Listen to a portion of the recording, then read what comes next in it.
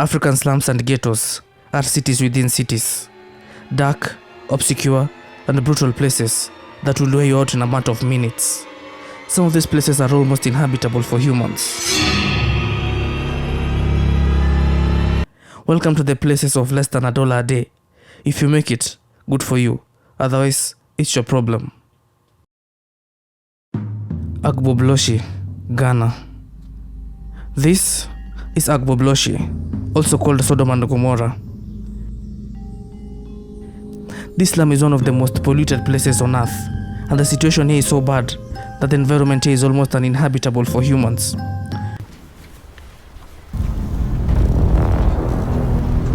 People have nicknamed the area Sodom and Gomorrah after the two condemned biblical cities due to the harsh living conditions.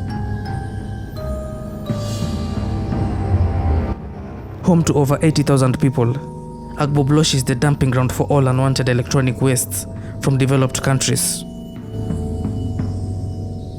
This is where technology goes to die. A place where the conditions are so brutal that many die in their 20s.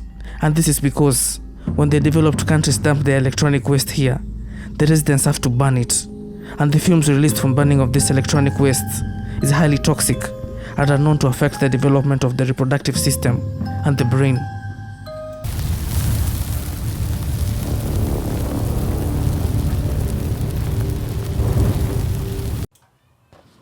West Point, Liberia.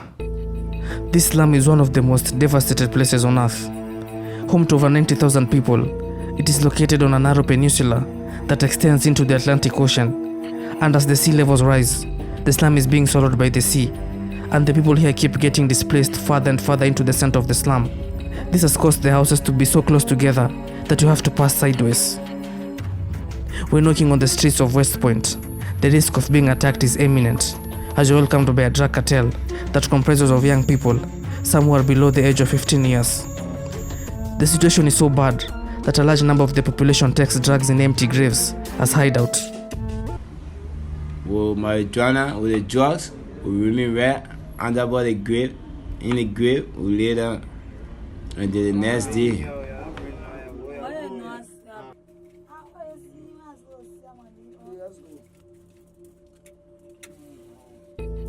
Poverty rate here is at 96%, and illiteracy is as high as 92%. As sea levels continue to rise, West Point will soon be wiped from the map. Makoko Nigeria. This is Makoko, the biggest floating slum in the world, and it's located in Lagos, the capital city of Nigeria.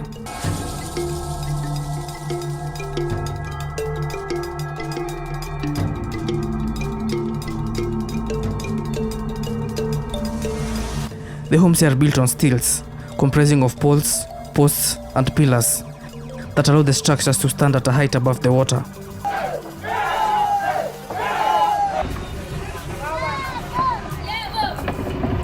The water in between the houses acts as a narrow street along which the residents travel by canoe.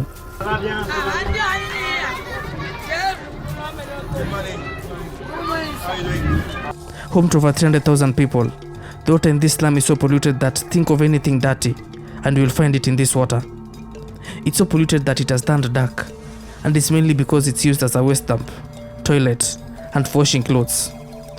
Despite the water being this dirty, the people here still drink this water, cook, and swim inside the water with their mouths open. Kibera Kenya, also called Chocolate City because of the brown rusted metal roofs. Kibera slum is the largest slum in Africa, with a population of over 1 million people who live in a 2-kilometer square piece of land. So you can imagine the overpopulation. The people here live in small shacks made up of mud walls and tiny corrugated metal houses.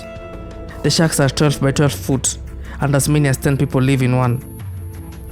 Unemployment and poverty are extremely high, and 15% of the population is HIV positive. Only 15% of the slum has electricity and clean water, and the little electricity that is there is bought through illegal power connections, meaning people actually steal electricity from electric poles in this slum.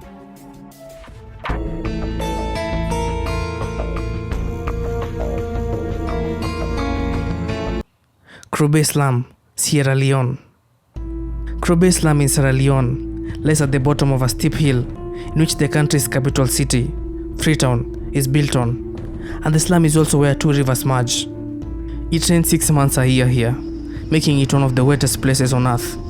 And because it lies at the bottom of a hill, housing the capital city, all the water from the two rivers coming to merge here passes through the capital city. So all the water from the two rivers rushes through the slum, bringing piles and piles of garbage from the capital.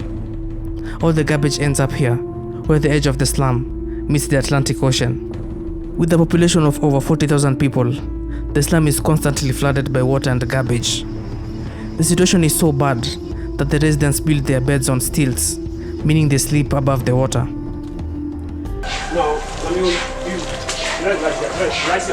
Mathare, Kenya. Mathare slum in Kenya is one of the most dangerous places in the country and in Africa. A number of Islamist militia with the Al-Shabaab group live here. With a population of over 800,000 people, the biggest problem in this slum is the street kids.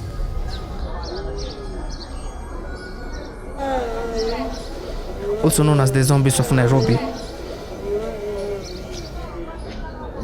Due to the poor living conditions in the slum, most kids turn to the streets and end up being drug addicts of sniffing glue and jet fuel.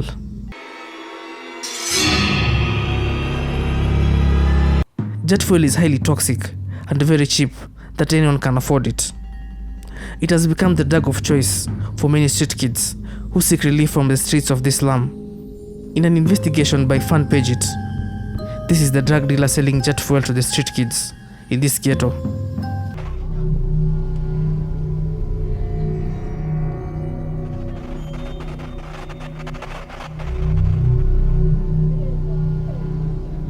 We find ourselves face to face with an old polyolithic who shows us his best merchandise, jet fuel. He tells us he gets it from intermediaries who steal it from the airport or the companies producing it. 60 shillings. This one. Unajua kitambo walikuwa wanapenda gamu, lakini siku hizi wameturn kwa hii. How many children come here to buy? Every day, I mean. More than 100. Katanga, Uganda. Katanga slum in Uganda is where French Montana and Soili shot their iconic and unforgettable video. In this slum, a visit to the public toilet is a luxury that comes at a price. And due to this, many residents here can't afford to pay for public toilets and have to resort to using drainage channels, which increases the risk of diseases like cholera and Ebola. With an estimated population of over 60,000 people, hopelessness and frustrations leads many people to use drugs like marijuana as a coping mechanism, which has led to increased violence and crime. What's up guys, my name is Kix Lion and we make videos based on lifestyle, culture and entertainment. Subscribe and like for more and I'll see you guys on the next one. Peace.